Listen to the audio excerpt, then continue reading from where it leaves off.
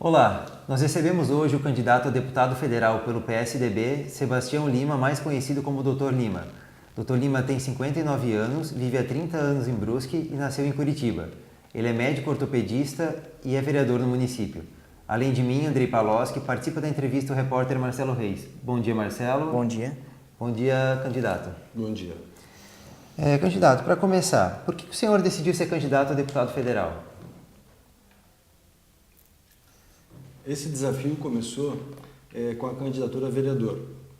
Nós estávamos um grupo de amigos e esses amigos estavam colocando um desafio que acontece em todas as rodas hoje. Se discutir sobre política, conversa-se meia hora, uma hora, se resolve tudo, muda de assunto, vai embora, no dia seguinte ninguém lembra de nada. Aí colocaram um desafio de entrar num partido. E o segundo desafio era se alguém do grupo se proporia a ser candidato. E daí um deles se propôs a ser candidato se eu fosse. E eu concordei em ir para a gente dar um passo adiante e começar a tomar uma atitude. Daí ele, por outras circunstâncias, teve que recuar e eu acabei continuando.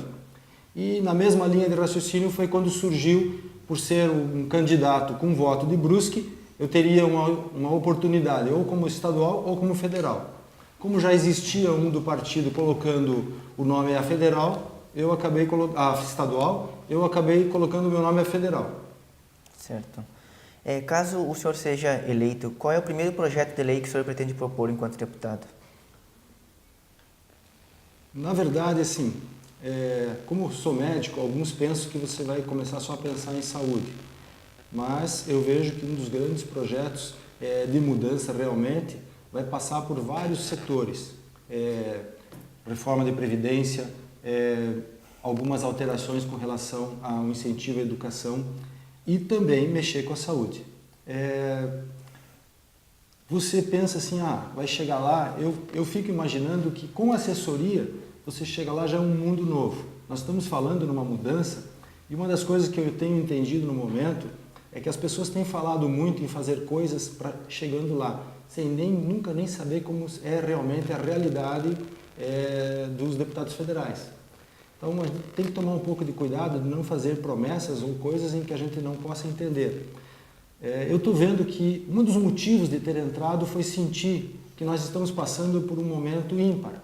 Talvez seja um ciclo que talvez só ocorra de novo, se ninguém aproveitar esse momento, só ocorra daqui 50 ou 100 anos. As coisas que aconteceram no país, elas deram um amparo da população em que pessoas que realmente dizem que querem fazer as mudanças comecem a fazer as transformações. Então, nesse sentido, tem tantos fatores, até tenho dentro das propostas aqui, até estava conversando com vocês, né? Com relação a aposentados. Vou dar um exemplo. Eu vejo que é um absurdo. Hoje, o banco privado será autorizado a fazer empréstimo para aposentado que ganha um salário mínimo por mês, com taxas de juros abusivas, sendo que é um empréstimo consignado. Não tem como ele não pagar. Então, o que estabelece o valor alto do juro? A inadimplência, a possibilidade de inadimplência. Não tem como um aposentado de um salário mínimo ou dois fazer um empréstimo que vai ser descontado antes dele receber o pagamento, dele dar calote. Então, não tem por que o juro dele ser maior do que a poupança. Para uma pessoa de 1 ou 2 salários mínimos, isso é uma extorsão, é uma agiotagem em cima de gente que já está esmagada pelo sistema a viver com R$1.000 por mês ou R$2.000. Então, esse talvez seja um dos fatores, mas tem tantas coisas que você chega lá, talvez não adianta pensar em fazer muita coisa, senão acaba não fazendo nada. Uma das coisas que eu tenho notado dentro do que eu já vi nesse 1 ano e meio dentro da política, que muita gente, por vaidade, pensando em resolver grandes problemas, acaba não resolvendo nada. Então, eu penso que nós temos que começar com coisas pequenas e a soma das coisas pequenas acabem fazendo uma grande transformação, através até do exemplo para que entre mais pessoas. Perfeito. Qual será o seu investimento prioritário em recursos de emendas parlamentares caso o senhor for eleito e o senhor tem em mente aplicá-la 100% aqui na região de Brusque? Com certeza. Isso é uma outra coisa que tem que se ver, porque uma coisa é o que as pessoas pensam que acontece e a outras que sejam uma realidade. O Pacto Federativo faz com que hoje, vou dar um exemplo que eu vi agora, Brusque em 2015 mandou 45 bilhões para o governo federal de impostos. recebeu em torno de 7 a 8 bilhões. Então, a gente faz a conta que deveria ser o inverso. Nós deveríamos estar mandando 7 a 8 para o governo federal, para eles terem um orçamento para administrarem Brasília, e o Estado que produz esse volume de impostos deveria reinvestir isso diretamente no cidadão e diretamente em situações que possam criar recursos para um crescimento e uma multiplicação desse progresso. E acontece o inverso.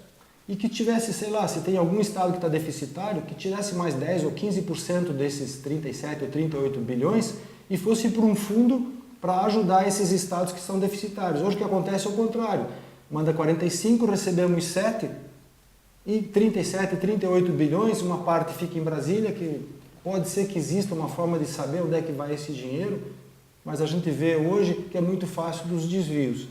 E uma parte disso ajuda esses estados. É só pegar essas relações, você vai ver que tem estados que têm hoje uma arrecadação de 1,5 bilhão, que manda para o governo federal, depois recebe mais 2,5, uma parte desse dinheiro de Santa Catarina, do Paraná, de São Paulo, que manda. São Paulo mandou em 2015 500 bilhões, recebeu 40 de volta para administrar o estado, e eles ficaram com 460 bilhões só do estado de São Paulo em 2015. Perfeito. Certo.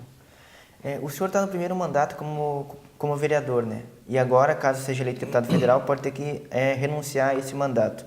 O senhor não teme uma rejeição de quem o elegeu vereador por conta disso? Com certeza, essa é uma das coisas que, eu não digo que me preocupou, mas que eu entendi que pessoas que estão fora do sistema pensariam assim.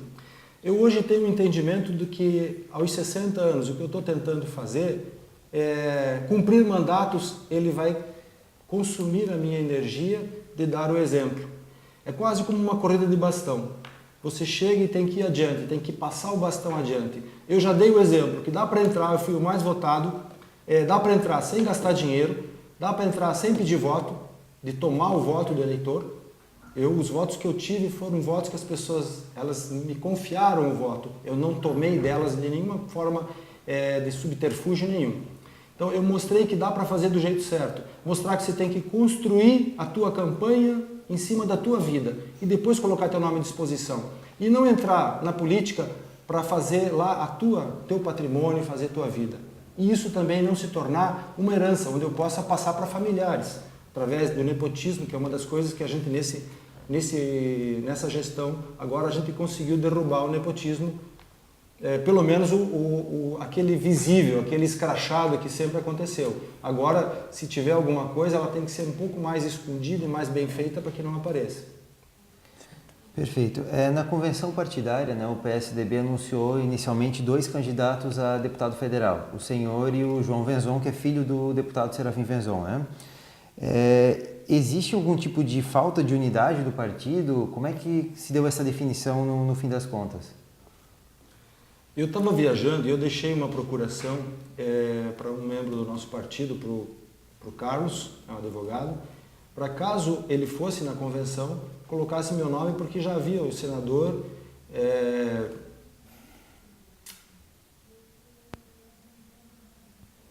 Dalírio Beber, ele já havia conversado comigo, e o próprio deputado Serafim Venzon havia dito para mim que os homens de voto do nosso partido em Brusque era ele e eu. Então, que ele teria uma prioridade e eu teria outra para essa indicação. Eu não estava sabendo disso. Como foi indicado o meu nome pela procuração que eu deixei, quando eu votei estava inscrito tanto o meu nome quanto o do João. Eles perguntaram se eu iria retirar o meu nome. Eu disse que não, porque eu tinha convicção de porque eu tinha entrado e tinha convicção do que eu poderia fazer. E abrir mão disso era como se eu estivesse assinando o aval para que outra pessoa fosse fazer o que eu pretendia fazer. E como eu não tenho como fazer isso, a responsabilidade hoje é muito grande, você ser aval de você mesmo, quanto mais ser aval de outra pessoa. E daí, nessa escolha, como eu era o candidato mais votado como vereador, e depois de 30 anos foi o primeiro vereador que entrou pelo PSDB na Câmara de Vereadores de Brusque, eu acredito que alguns critérios foram tomados e houve essa prioridade para que eu mantivesse o meu nome, e daí o João retirou o nome dele e colocou-se à disposição para a campanha do governo do Estado, para auxiliar, né, como na campanha do governo do Estado. Perfeito. Certo. O Geraldo Alckmin, candidato à presidência pelo seu partido, ele selou uma aliança com o grupo chamado Centrão, que é composto por 5 partidos. Eles já formaram parte do base de apoio da presidente Dilma e também do governo Michel Temer. O senhor considera correta essa estratégia de se aliar com esse grupo de partidos? Do meu ponto de vista, eu não concordo. Eu vejo que isso é uma das coisas que quem está de fora da política não consegue imaginar que alguém venha, faça algum tipo de desrespeito contigo e daqui a pouco eu estou abraçado com ele. Eu considero que existem algumas coisas que são de princípios éticos e morais e outras são de discordância. Uma discordância é possível você pegar e aceitar. Não, passou, isso passou. Agora, eu vejo que é muito mais profundo as coisas que acontecem no país e que não me parece que essa necessidade de uma coligação, dessas coisas que acontecem, elas tragam algum tipo de benefício para a população. Elas são muito mais para fortalecer o partido, que já há muito tempo talvez seja uma das causas, os partidos, seja uma das causas dos fracassos nas mudanças. Talvez nós devêssemos começar a pensar nessa reaglutinação dos partidos e começar a haver uma redução. Porque hoje é o que está acontecendo agora. Os partidos estão servindo para aumentar tempo de candidato para expor, quando na verdade eu acho que isso é injusto. Se houve uma aglutinação, alguém abriu mão, o tempo devia ser dividido em partes iguais, independente de qualquer outra coisa, porque a população deveria ter a oportunidade de ter o mesmo tempo para julgar qual deles é melhor, e não alguma coisa já pré-conquistada que vai determinar a maior exposição. Isso vai prejudicar e muito a mudança, porque o sistema já foi feito para fazer com que a população não tenha a oportunidade de conhecer os diferentes e os novos, apenas manter os que já estão lá dentro do sistema. Daí isso não seria uma mudança. Certo. Caso o senhor seja eleito, quais medidas de economia de recursos o senhor pretende tomar no seu gabinete? Está disposto a abrir mão de alguns benefícios? E quais seriam esses? Com certeza. Primeiro eu vou ter que saber quais são todos os benefícios que existem. Eu já comecei quando entrei para vereador. Eu fiz uma campanha sem dinheiro, eu não peguei nada do fundo, eu nem abri o lacre dos santinhos que foram dados pelo partido. Tá? Então, tem uma coerência de vida com o que eu fiz até o momento e com certeza, a hora que eu tiver tudo que possa ser direito hoje, mas que seja indecoroso e imoral, apesar de ser legal, com certeza eu vou abrir mão disso. Só que tem algumas coisas que, enquanto a gente não fizer as mudanças, eu não vejo se algumas coisas sejam... Por exemplo, eu abro mão de um auxílio moradia. Tá? E eu posso morar, se tiver que morar 3 dias em Brasília, morar com metade do dinheiro. Agora, se eu pegar a outra parte do dinheiro e eu devolvo, no momento eu não confio que eles façam algo de sério com o dinheiro devolvido. Então eu vou ter que olhar melhor isso para ver se existe alguma outra forma de fazer com que isso imediatamente, enquanto não houver essas mudanças mais radicais com relação a onde vai o dinheiro que é devolvido mesmo por todos esses candidatos. Eu já vi alguns que já devolveram, você vê na campanha para presidente, tem alguns que devolveram aposentadorias, que não estão recebendo, aposentadorias que tinham direito, eu vi já mais de um que já fez isso.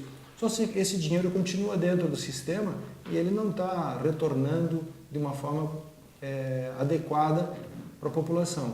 Talvez exista uma forma de, enquanto não houver a supressão desse direito, entre aspas, imoral, que se possa fazer com que ele atenda algum tipo de necessidade imediata para alguma instituição. Tem que ver a forma legal. Isso eu não sei bem, porque eu vou ter que me inteirar melhor disso. Doutor Lima, alguns candidatos propõem mudanças no sistema público de saúde, né?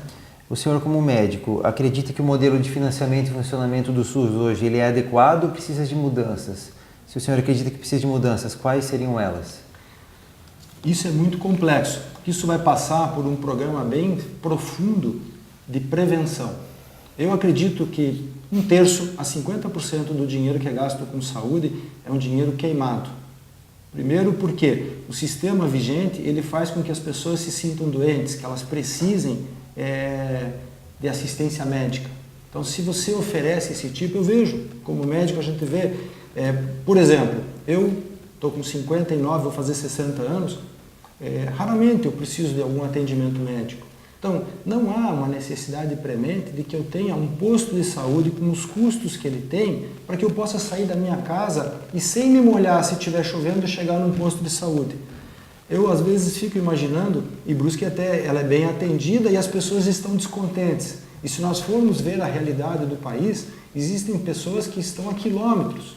E hoje é muito mais prático você ter um meio de transporte para um lugar onde atenda de forma honesta o que realmente a pessoa realmente precisa, do que ficar oferecendo um sistema que faz de conta que atende, aceita que se faça de conta que trabalhe, porque faz de conta que paga.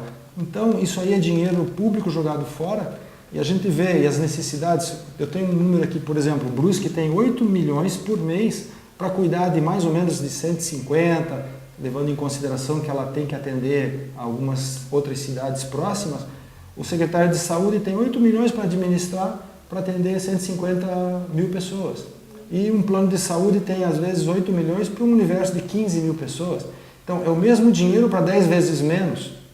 E você vê que o plano de saúde, normalmente, eles têm um controle bem rigoroso de auditorias que fazem com que esse dinheiro seja bem utilizado. Agora, se dá o mesmo dinheiro e multiplicar por 10 vezes, pessoas que estão educadas a ir num médico, vai no outro, vão lá fazer exames, a gente tem um sistema que as pessoas estão fazendo errado, esperando que dê certo, e querem fazer exame para ver se o fazer errado deu certo.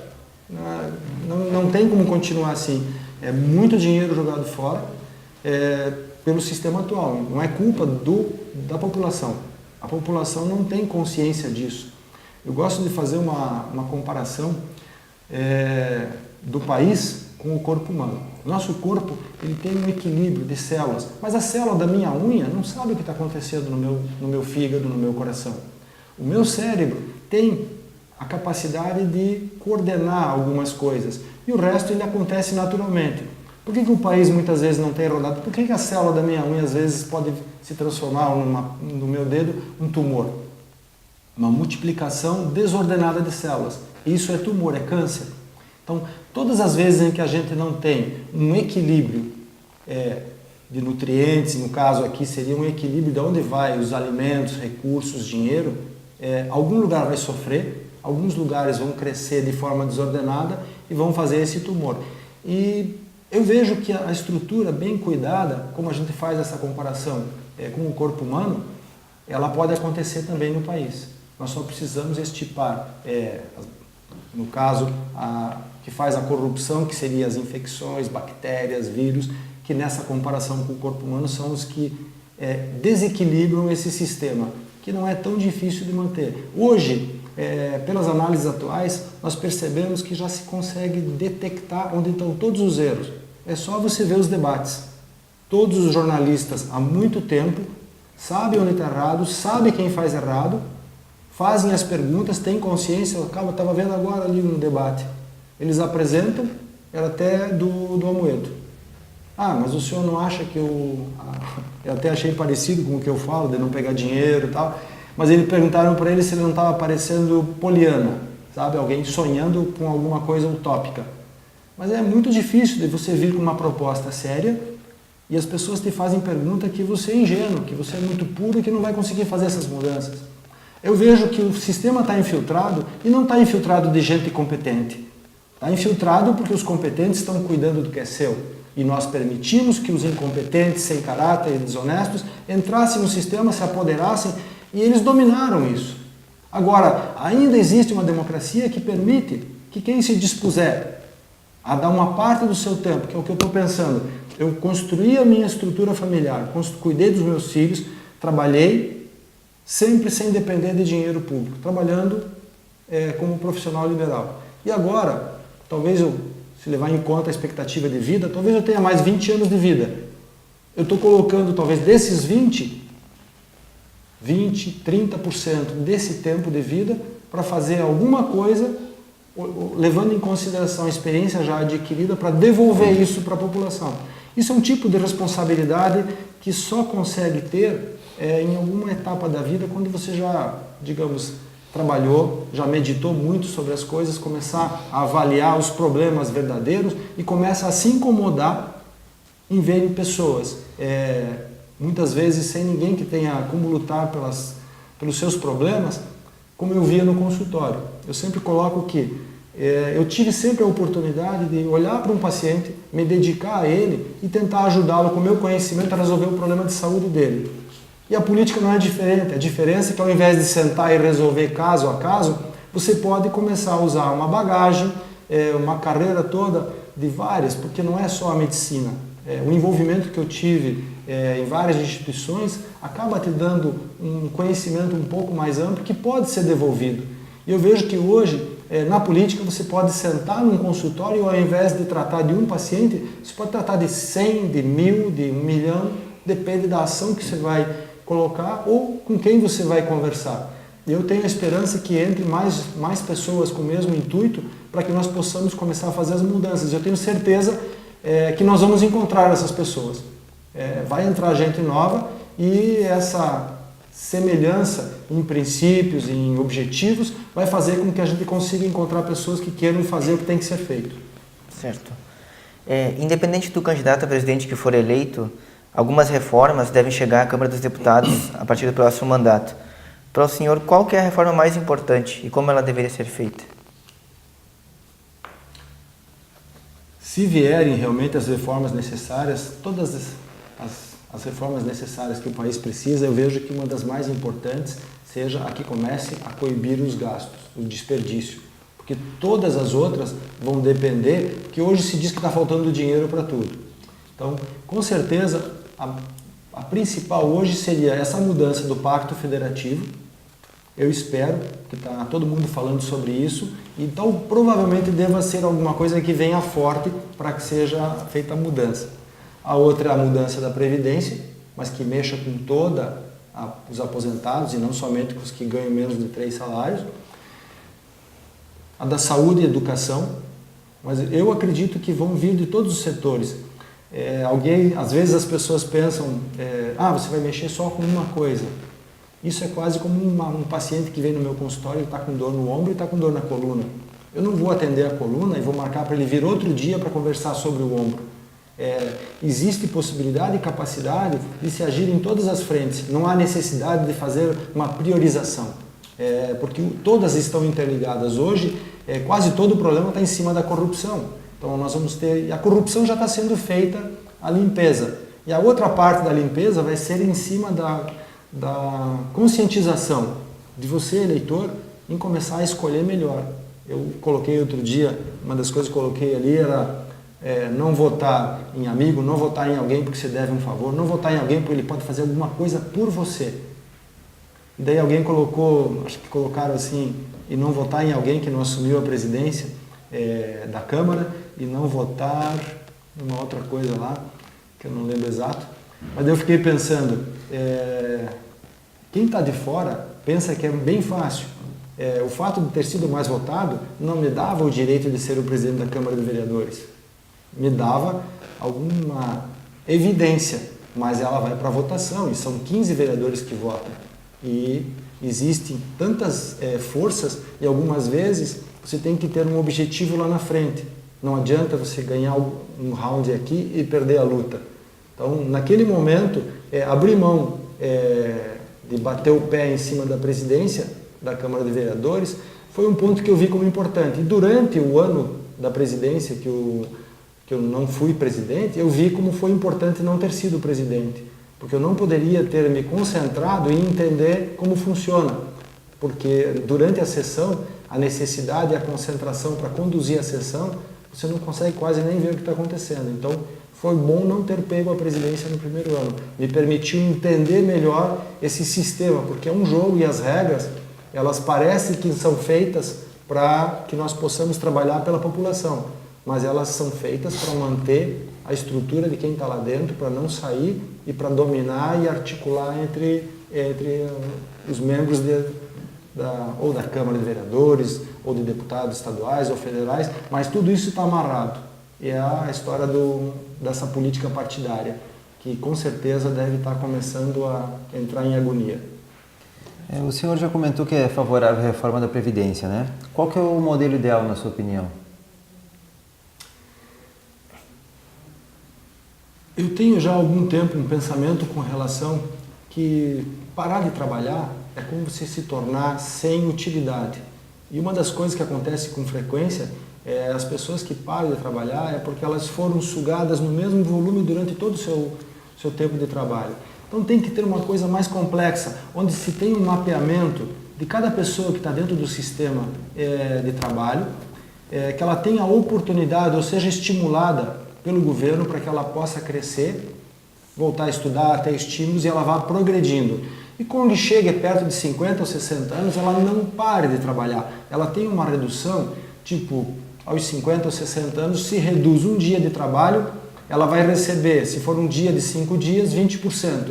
20% ela recebe da Previdência, 80% recebe da empresa. E a empresa seja estimulada a ter esse profissional, porque é um profissional que quer trabalhar, quer ensinar e vai ajudar a formar novos profissionais passando a sua experiência. E que ela seja ou reduzida ou totalmente ou parcialmente os encargos, porque ele já recolheu 40 anos daquele profissional. Então ele já tem uma boa reserva dentro do sistema da Previdência que possa custear mais adiante. E que passe mais algum tempo, ele tire mais meio dia ou mais um dia. Que chegue num ponto em que eu estou lá com 65, 68, 70 anos e eu vou trabalhar 3 dias na semana e tenho um final de semana de 4 dias. Ao invés de me pegar com 62, 63 anos e eu vou ficar jogado, recebendo só da Previdência e não tendo mais me sentindo útil para a cidade, ou para a população, ou para a comunidade, ou para o país. Eu tenho um exemplo, meu pai se aposentou com 64 anos, ele já estava há 12 anos sem fumar, e 1 ano e meio depois que ele se aposentou, um câncer de pulmão, que provavelmente estava latente, mas aquela inutilidade que estava a vida de levantar e conversar, voltar para casa, almoçar e dormir, levou o câncer a crescer e ele morreu em alguns meses. Então, eu tenho assim, bem forte, quem é médico sabe que uma das coisas que faz com que a pessoa tenha saúde é ter felicidade e vontade de viver. E uma das coisas que dá vontade de viver é você se sentir útil e ter por que levantar e sair da cama todos os dias. Então, se você vai para algum lugar, para a tua empresa, que você trabalhou a vida toda, vai ser respeitado, vai trabalhar 3 dias, porque vão entender, quem não tem ainda 60, 65 anos, pensa que o teu corpo vai estar sempre sem dores e respondendo para fazer o mesmo volume que fazia quando estava com 30 ou com 40. E muitas vezes as pessoas acabam caminhando para essa limitação porque não querem dar o braço a torcer. Principalmente os homens, que são meio orgulhosos em, às vezes, demonstrar fraqueza, acabam ainda passando do limite. Então é por isso que hoje, se você for ver em centros comunitários, tem muito mais viúvas do que viúvos. Além da questão do corte de privilégios, como é que o senhor acredita que é possível melhorar as finanças do governo federal? Na mesma pergunta, se o senhor é favorável à manutenção da lei do teto de gastos aprovada no ano passado? Com certeza. Isso seria uma delas. Agora, essa inversão do pacto federativo, onde se possa que o dinheiro fique, isso já há muitos anos se fala em que o dinheiro fique onde ele é produzido e uma parte, eu acredito que seja justo, como a gente vive num sistema em que nós sabemos que tem estados que estão passando por dificuldades, não são autossuficientes. Então, nesse sistema, eu acredito que uma parte tem que ir para eles, mas não da forma como é hoje. É devolvido para o estado que produz a riqueza uma parcela que dá em torno de, não chega a 10, 12%. E o estado que não produz, ele recebe só para fechar a conta, mas ele não é estimulado, não tem programas, projetos para ele desenvolver. Um exemplo desses é a seca do Nordeste, que está há tanto tempo assim. Então, se nós fizéssemos isso dali, já faria uma grande redução, porque o dinheiro... Hoje, eu vi uma vez uma explicação sobre o imposto único. Eu vou dar um número assim que fica fácil de entender. O nosso PIB era 100 bilhões no ano de 96. O dinheiro que girava entre bancos eram 400 bilhões por mês. Era o mesmo dinheiro, saía de um banco, ia para o outro, para lá e para cá, mas dava um giro de 400 bilhões. O estudo colocava que se você colocasse um imposto único de 2%, daria 8 bilhões por mês. vezes os 12 meses, daria os mesmos 100 bilhões. A diferença é que a máquina arrecadadora consome metade daqueles 100 bilhões que é hoje. Então isso dobraria, porque você usaria o sistema bancário para ele fazer a arrecadação. Ele só faria a transferência do dinheiro para cada estado ou para cada município. Ao invés de como é hoje, em que tudo é arrecadado, é uma máquina pesada, complexa, o dinheiro vai para Brasília, lá eles fazem as divisões, mandam uma migalha para cada estado e a gente está na situação que está hoje. Candidato, o plano de governo de Geraldo Alckmin, né, candidato do PSDB à presidência, prevê um incremento no Bolsa Família, que é um tema sempre levantado em todas as eleições. O senhor concorda com a proposta e como é que avalia o programa? O programa, como ele é colocado para nós, ele parece bom. O que eu vejo é que desde que ele foi implantado, isso já faz muito tempo, já era um projeto, acho que até do governo do Fernando Henrique, foi implantado durante o governo do Lula. Não se viu nada muito importante para se fazer com que essas pessoas fossem estimuladas a sair dessa situação. Então, eu entendo que você precisa almoçar para poder ir trabalhar amanhã. Agora, eu não posso dizer, não se preocupe em trabalhar amanhã, porque eu vou te dar almoço hoje, janta, e amanhã você já tem um almoço garantido e a pessoa não tem um estímulo. Então, ao mesmo tempo que você tem que manter aquele cidadão que está naquela condição vivo de hoje para amanhã, que é o que o Bolsa faz, ele só mantém a pessoa viva. É quase como se eu fechasse uma narina e te mandasse respirar e a boca. Você vai respirar por um nariz. Você vai receber oxigênio suficiente para ficar parado. Você não pode se mexer porque não vai te dar cansaço. É isso que acontece. As pessoas não têm coincidência, elas só têm, aquilo só faz com que elas se mantenham vivas. Ou, eu nem diria que é uma vida, é uma sobrevida. Tá? Nós precisamos dar algum tipo de programa que traga dignidade para a pessoa e que ela saia dessa condição.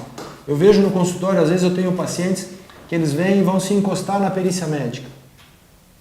Com 20 e poucos anos, porque tem alguma situação, eu digo, olha, eu te aconselharia a não se encostar. Se você tentar, dá para você, nesse problema que você tem, dá para você continuar trabalhando e não entrar na perícia médica. Porque a perícia médica é como passa esses filmes atuais aí de zumbis. Eles vão ficar sem vida, vagando pela terra. A partir da hora que você, que é explorado, ganha R$1.000, R$1.500, se você vai para a perícia médica e começa a receber esse dinheiro porque está doente e não precisa mais voltar a trabalhar, inconscientemente você vai querer continuar doente. E é a mesma coisa com o Bolsa. A pessoa que ganha, sei lá, 100, 150, R$200 e ninguém vem lá trazer uma oportunidade para que ela saia dessa condição, ela vira um zumbi e aquilo ali é o suficiente e necessário para ela continuar acomodada naquela situação. Essa é a parte grave que eu vejo que aconteceu. Nós estamos falando em 15, 16 anos que isso está funcionando e nós não vemos nada de efetivo, porque todo mundo fala disso, mas eu nunca vi ninguém falar o contrário de quem aplica, dizer, olha, isso está fazendo isso, mas olha todas as mudanças que nós fizemos, olha quantas pessoas nós tiramos dessas condições. E isso não é só no Brasil. Quem sai do Brasil vai ver que vários países, até da Europa, Estados Unidos, estão passando por graves problemas com esses desajustes sociais. Isso tem que ser feito. Eu sou contra o socialismo de somar tudo e dividir em partes iguais. Eu vejo que quem tem mais tem que se preocupar em começar a criar formas de fazer com que as pessoas que não têm comecem a tentar sair dessa situação. Mas não você dá nada para elas. Elas têm que ter o orgulho de que fizeram sozinhas, mas que tiveram a solidariedade das pessoas de entender que aquela situação não seja tão fácil de sair. Mas elas têm que sair desse buraco com forças próprias. Você pode ajudar, pode dar a mão, mas não pode puxar elas sem elas fazerem força nenhuma. Nesse sentido, que eu vejo que não é tão difícil. Eu estou agora no ODS, Objetivos de Desenvolvimento Sustentável, e você vê a quantidade de pessoas que fazem trabalhos voluntários, mas não são divulgados.